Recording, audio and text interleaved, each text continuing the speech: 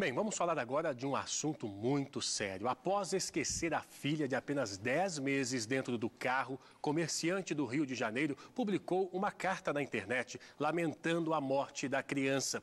Infelizmente, este não foi o único caso de esquecimento que resultou em morte. Outras crianças perderam a vida após serem deixadas dentro do carro. Se liga.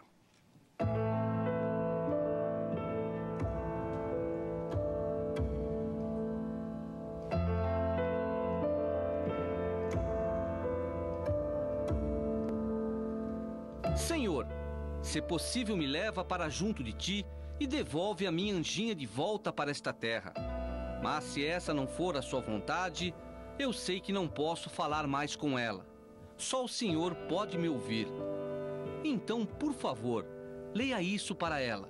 Meu anjinho, minha Manuzinha, você é meu coração e ele morreu por minha culpa. Mas eu nunca quis te causar nenhum mal. Enquanto eu levava seu corpinho ao hospital, eu pedi para Papai do Céu me levar no seu lugar. Mas ele te escolheu, pois você será um anjo mais belo e puro, e esse mundo terrível não é digno de você. Espere o papai aí. Em muito breve estaremos juntos, só não sei o dia. Mas eu, a mamãe e o Juan iremos nos reencontrar com você no céu. Os 10 meses e 10 dias que você esteve conosco foram os mais belos, felizes e maravilhosos de nossas vidas. Sempre vou te amar, meu anjinho. Até daqui a pouco, papai. A carta emocionada retrata o desespero de um pai.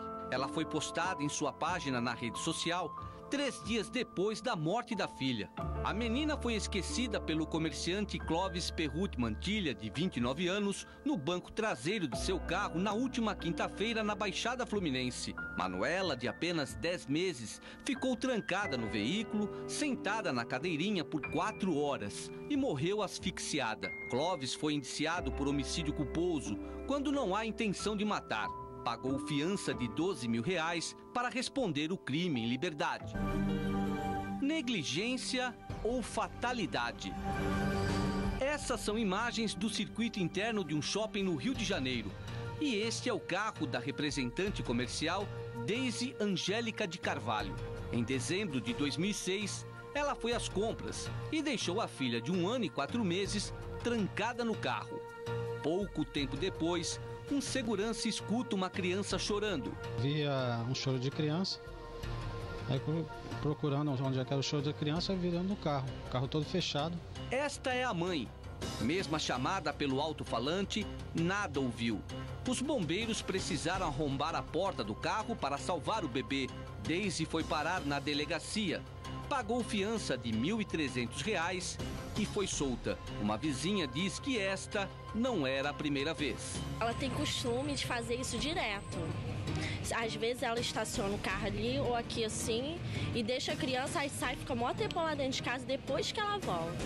Em janeiro de 2008, um outro bebê de 1 ano e 6 meses foi deixado pelo pai neste estacionamento em São Paulo. A temperatura dentro do veículo era de 35 graus. O menino ficou esquecido por 8 horas. Morreu com queimaduras de 1º e 2º graus, além de desidratação. Na realidade, foi um acidente e que eu atribuo muito a uma fatalidade. Normal para ele era sair do metrô e ir para o trabalho. E foi o que ele fez. É duro, é triste falar que ele esqueceu que o bebê estava no carro. Mas no caso de Kátia Torres, de 25 anos, não foi acidente algum. Ela foi mesmo se divertir num pagode e, como não tinha com quem deixar a filha de 1 ano, trancou a garotinha no carro, no estacionamento em frente à casa de show. Por mais de 2 horas ficou no embalo do samba, enquanto a filha se esgoelava. Tava chorando e tava em pé no carro, assustada. A gente pegou ela, acho que ela tava com febre, porque ela tava um pouco quente. Kátia perdeu a guarda da menina. Foi uma grave negligência, nós tratamos assim, é uma grave negligência, não buscamos explicação nisso.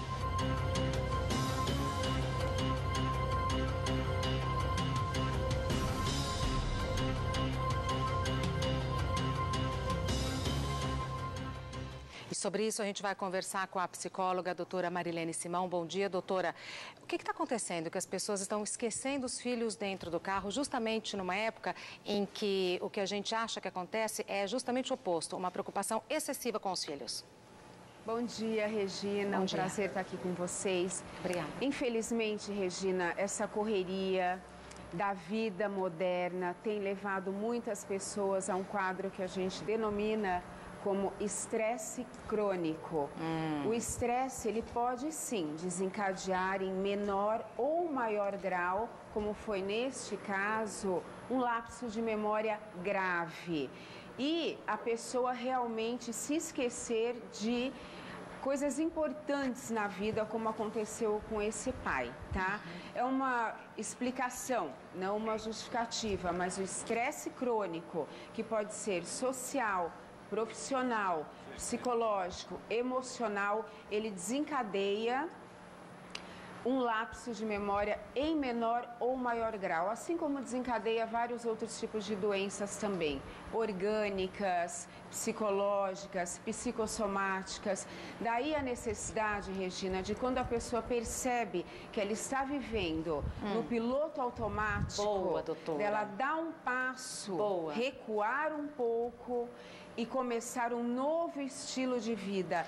É essa a mensagem que nós, profissionais da área de psicologia, eu venho trazer nesse sentido.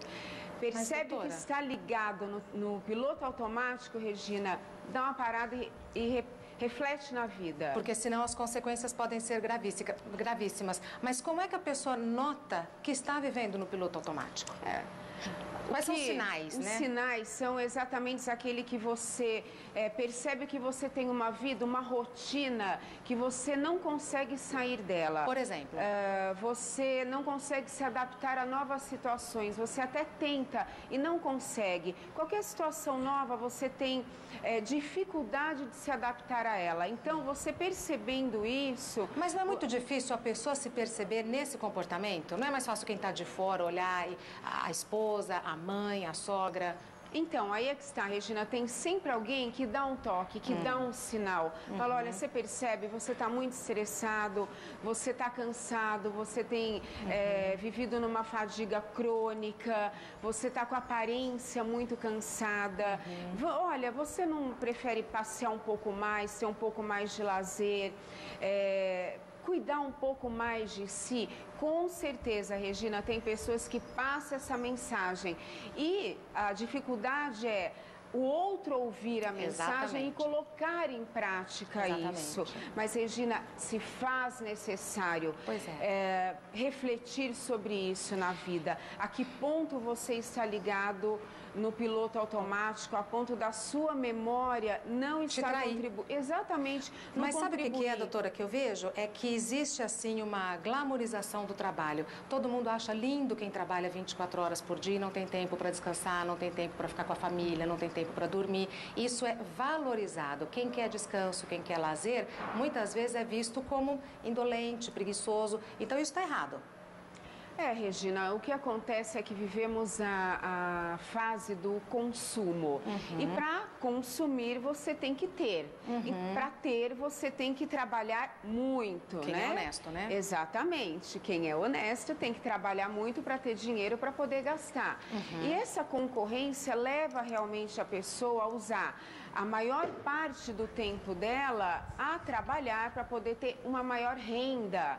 E acaba que causando problemas na sua saúde psicológica e emocional. E aí, gente, o caminho não é esse. Exatamente, doutor. E aí, querendo comprar mais, perde o que realmente é precioso na vida da gente, que são os entes queridos e até uma tragédia, como a gente viu, que é perder um filho. Exatamente. Regina, esse quadro é uma tragédia, Concordo. É uma dor dilacerante que agora, para conseguir contornar isso, para conseguir ajudar essa família, a psicoterapia é essencial para que essa família consiga, essa mãe, esse pai, enfim, consigam ter um profissional habilitado para dividir o peso dessa carga emocional, para que eles não sucumbam nessa dor, para que encontrem um novo caminho na vida, para que realmente consigam entender que essa tragédia pode ser elaborada com a ajuda de profissionais qualificados no assunto. Busquem ajuda. Doutora Marilene, pois não, Douglas. É só uma pergunta também aqui. Muitas pessoas no Twitter perguntando o seguinte, com relação à culpa e também à perda da criança com relação a esse pai. O pessoal está perguntando aqui no nosso @SeLigaBR se é mais difícil esse pai superar a perda ou a culpa. E tem gente aqui já também, a gente não está aqui para julgar ninguém, é claro, mas tem muita gente comentando aqui no Twitter também que essa carta que ele colocou na internet seria aí um sentimento de culpa. É isso mesmo? Sim, é um sentimento de culpa. Ele, com certeza, ele se sente culpado de uma situação que, infelizmente, foi como a Regina disse, agiu contra ele. A situação emocional dele, psicológica dele, agiu contra ele. A culpa agora demanda um tempo para isso ser trabalhado, vai necessitar de ajuda, ele vai precisar aprender a se perdoar. A psicoterapia, ela ajuda muito as pessoas a aprenderem a perdoar o próximo. Neste caso específico, ele vai ter que se perdoar. Ajudar. Mas culpa é uma palavra que eu não gosto muito de usar. Eu prefiro usar a palavra responsabilidade. Isso, responsabilidade. Aqui, eu acho que define melhor. Isso, mas Regina, muitas pessoas não conseguem alcançar essa outra nomenclatura. Pensam exatamente na culpa. O pai se sentindo culpado. Não existe culpa. Existe sim uma situação. Uma responsabilidade. Uma situação trágica que aconteceu. Uma vez que estamos vivos, podemos viver momentos maravilhosos na vida. Perfeito. Como às vezes podem acontecer situações trágicas também. E a psicoterapia pode sim ajudar esse pai a se perdoar, a aprender a se perdoar todos os dias, se for necessário, para reencontrar um novo caminho de vida, porque ele ainda tem um filho, um menino de 4 anos. Aí que eu queria chegar, doutora. Agora o casamento deve dar uma balançada, não? Porque a vida em família fica toda complicada a partir de agora. Sim, todas as situações conflitantes que causam um impacto muito grande na vida costumam mexer com toda a estrutura, Regina, com toda a estrutura familiar. Então, vai necessitar mesmo de uma terapia familiar para que todos se reorganizem. A tragédia foi muito séria. Então, haverá necessidade de uma reorganização familiar, até mesmo para ajudar essa criança de 4 anos a crescer de forma estruturada emocionalmente. Perfeito, doutora. O que nós desejamos, o que eu desejo para essa família é que eles não sucumbam na dor, Regina. Exatamente, doutora. A dor já foi muito grande. Vamos encontrar caminhos agora de resolver essa situação da melhor forma possível. É difícil, mas é possível, né, doutora? Muitíssimo obrigada pela sua participação. Eu agradeço. E a doutora Marilene Simão tem um livro muito interessante. Aqui eu acho que vale a pena dar uma consultada. Eu agradeço. Obrigada, viu, doutora? Um bom dia. Igualmente. É um assunto doído, não, Douglas? É difícil de falar sobre isso, porque... A gente assume um certo distanciamento como jornalista para poder fazer as perguntas e tal, mas a hora que a gente para e pensa e se coloca no lugar das pessoas... Eu confesso para você que quando o assunto é criança e idoso, para mim, mexe muito comigo. É difícil a gente lidar com essa situação. Mas como disse a doutora Marilena, a gente deseja que essa família se recupere e continue sendo uma família estruturada.